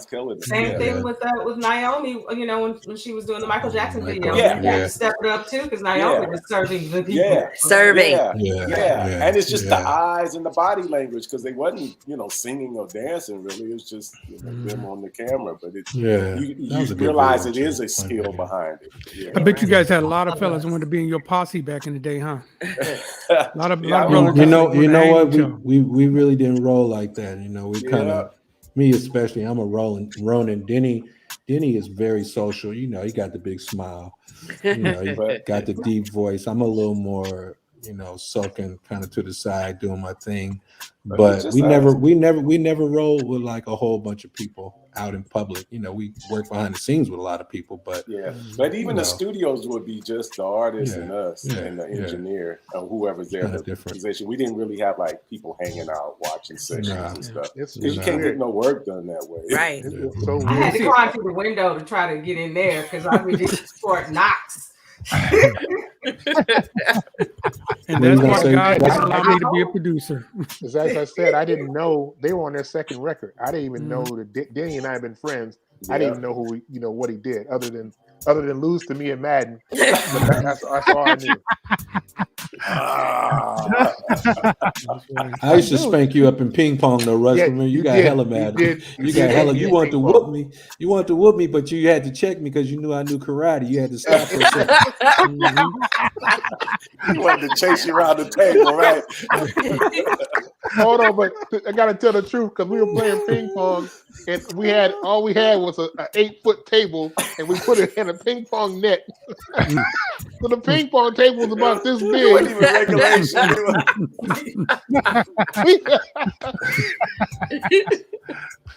Make it work. Make it True work. story. True story. That's a true story. Yeah.